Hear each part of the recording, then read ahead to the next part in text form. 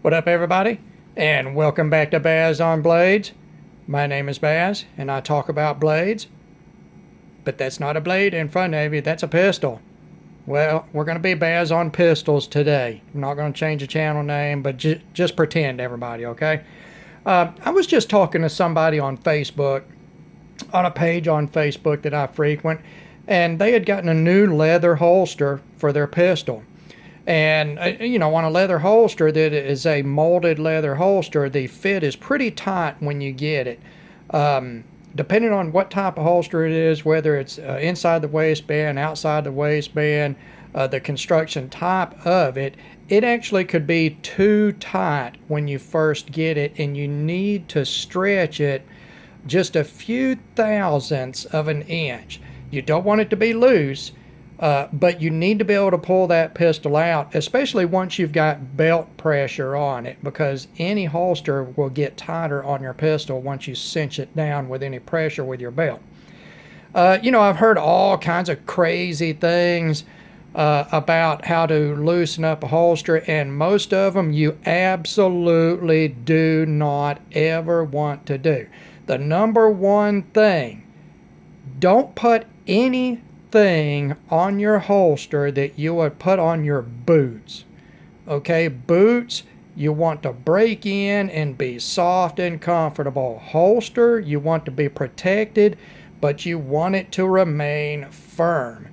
Now, I'm going to show you the way that I break in a holster. We'll do a real short video here because it's a pretty simple procedure, and everybody's got everything they need to do this in their house right now, I guarantee it. Alright, so what we got here is my Springfield XD, and we'll go ahead and clear this. I cleared it off of camera, of course, but we're going to use this as an example. We'll move it up here almost out of the frame. And this is the holster we've got. This is a Pancake style holster. It's a molded front with basically, some Pancakes come with a molded back like this, or they just come with a flat back. This holster is a custom leather holster from TT Gun Leather.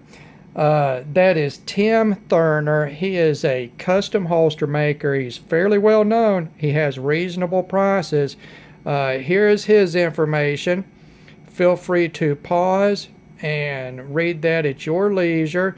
I have seen multiple items from Tim, including my own here, and it is fabulously made. Just look at the stitching, everything, the molding, everything about this holster is very high end. The fit is very good. All right. That is a very, very good fit. Now, when I got this holster, it was even better fit. You could barely put the holster in and pull it out. When you put it in, it would push the slide back out of battery, guys. It was so tight.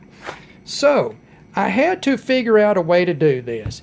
Now, I had the old timers telling me to put Minx oil and, all kinds of crap on the holster. And then I had people that were telling me, no, do not soften your holster.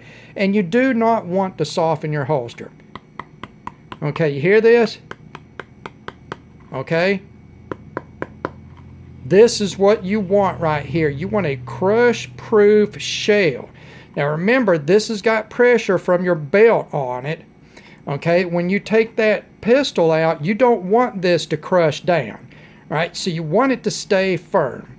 Now, what I have done, or what I figured out, is the use of a common household item to both slightly stretch the holster just a few thousandths of an inch, and to lubricate the inside of the holster without softening it. It's a very high-tech system, and this is what you're going to use. Wax paper. Very high tech, guys. So what you're going to do is pull off some of this wax paper right here. Let's pull off a piece of it, indeterminate size. And what you are going to do is take that wax paper. You are going to wrap your firearm in that wax paper. Just put your firearm in it, fold it over, sort of wrap it around like this. tuck it around so the paper doesn't slide off of it. It doesn't have to be pretty. It doesn't have to be fancy, anything like that.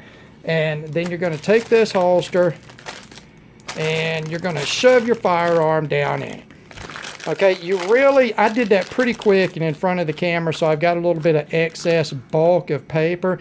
You really just want one layer of the paper. So if you want to, once you fold that wax paper over that pistol, trim off the edges instead of folding them over like I just did. Now, what are you going to do now? You're not going to do a thing. Put that holster and that pistol back in your safe, lock it up, and let it sit for a few days. All right?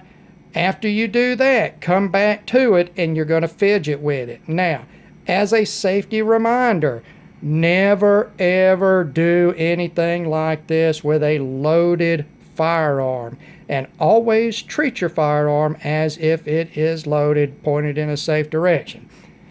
After this sits for a few days, you're going to come back and you're just going to do some unholstering, reholster.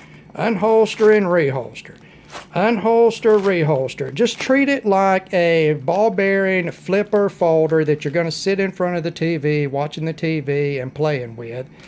And just pull it out, put it back in. Pull it out, put it back in. At this point, what you're doing is you are rubbing this wax off of this paper onto the inside of this holster. All right, and what that does, that wax actually acts as a very light lubricant. It seals and lubricates the leather without softening the leather up. Also, the wax will not harm any firearm finish. No matter what finish it is, that wax will not harm it. There's not enough wax on that paper to leave a buildup that you can even feel.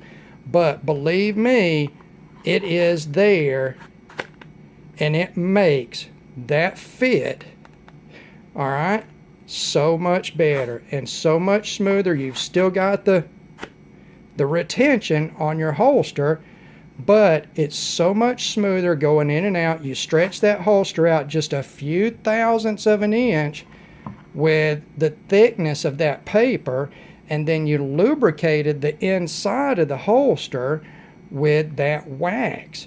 And I've done this on, I don't even know how many holsters, guys. I've never had an issue with it. I've talked to multiple holster makers. They don't have any issues with it. In fact, I believe that Mr. Thurner of TT Gun Leather actually recommends this, and it's probably where I picked it up, actually. He would be the expert, not me. But, that's wax paper. Everybody's got wax paper. Your wife has a roll of wax paper in the kitchen. I guarantee it, guys. Even if you've never seen her use it, she's got it. If you will do this, just let it sit for a few days and then go in and draw it, reholster, draw it, reholster, draw it, reholster. Strap that thing on. Put some belt pressure on it. Put it in there with that wax paper on it. Draw it, reholster it, and leave that little thin layer of wax on that leather. And that will really, really bring your new leather holster around to a perfect fit with your firearm. You'll have the retention, but it'll be a whole new feeling going in and out of that holster. The fit will then be perfect, guys. And guess what? We're out of this video in less than 10 minutes. You guys stay safe with your firearms. Do not do this with a loaded firearm, okay? I don't care how much of a keyboard commando or armchair ninja you are.